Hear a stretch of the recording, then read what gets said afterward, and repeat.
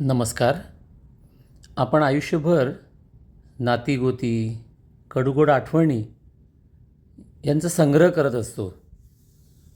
कालांतराने या वस्तू, या गोष्टी हे अडगळ देखील होऊन जातात. आजचे अनुभव उद्याच्या आठवणी बनतात आणि कधीकधी त्या नकोशा देखील असतात. आपण त्याच्यासोबतच जगतो, जणू भूतकाळातच. केव्हा तरी या आठवणींच्या ओझ्याखाली दबूनही जातं आपलं आयुष्य. मग वेळ येते एक एक आठवणी सोडून देण्याची, एक एक करून मनावर असलेली भूतकाळाची सावली दूर करण्याची. अशाच एका क्षणी शर्टाच्या खिशाला भोक पडलेलं दिसलं. त्यावरून एक कविता सुचली, ती आपल्यासोबत सादर करतो आहे. बघा आपल्याला ती कवीची कल्पना आवडते, आपल्याशी वाटते की नाही. कवितेचं नाव आहे फाटका सदरा.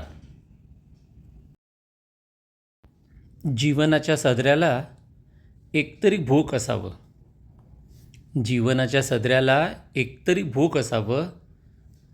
त्यामधून लहानपणी खाऊ जाईल सांडून, त्यामधून लहानपणी खाऊ जाईल सांडून, पण खाल्लेल्या खस्ताही त्यातील जातीलच की अलगद निघून. वाटेल कधीतरी काहीतरी निसटून गेलं, वाटेल कधीतरी काहीतरी निसटून गेलं, पण रीत झाल्याखेरीज नवीन अनुभव भरणं असं कधीच नाही झालं. पण रीत झाल्याखेरीज नवीन अनुभव भरणं असं कधीच नाही झालं. नकोसे विचार विसरण्याजोग्या आठवणी, नकोसे विचार विसरण्याजोग्या आठवणी यांचा निचरा व्हायला मार्ग तरी हवा.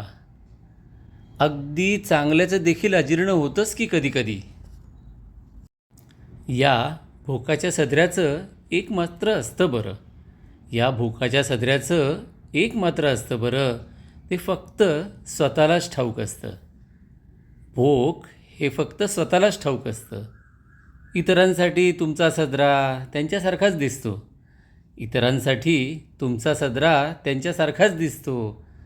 रहाट गाडग्यासारखं भरणं रीतं होणं, रहाट गाडग्यासारखं भरणं रीतं होणं फक्त तुमचं आणि तुमचंच राहतं. या सदऱ्याला मुद्दाम पाडता येत नाही भोक, ह्या सदऱ्याला मुद्दाम पाडता येत नाही भोक. वेळ आल्यावर आपसूक, वेळ आल्यावर आपसूक मनावरची ओझी उतरून उसवत जाते वीण एक एक. वेळ आल्यावर आपसूक मनावरची ओझी उतरून उसवत जाते वीण एक एक. फाटलाच कधी सदरा तर दुःख नाही करायचं, जर कधी फाटलाच सदरा तर दुःख नाही करायचं.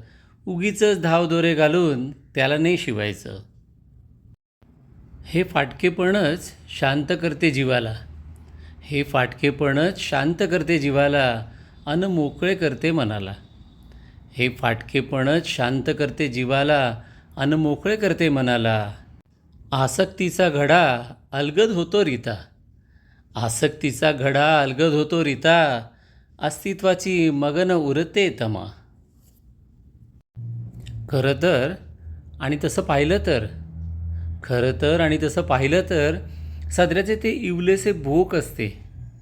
खरं तर आणि तसं पाहिलं तर सदऱ्याचे ते इवलेसे भोक असते. पण प्रत्यक्षात अंतहीन पोकळीतल्या, पण प्रत्यक्षात अंतहीन पोकळीतल्या त्या अंतिम प्रवासाचा, प्रत्यक्षात अंतहीन पोकळीतल्या त्या अंतिम प्रवासाचा जणू मार्गदर्शक टिमटिमता दिवा, जणू मार्गदर्शक टिमटिमता दिवा.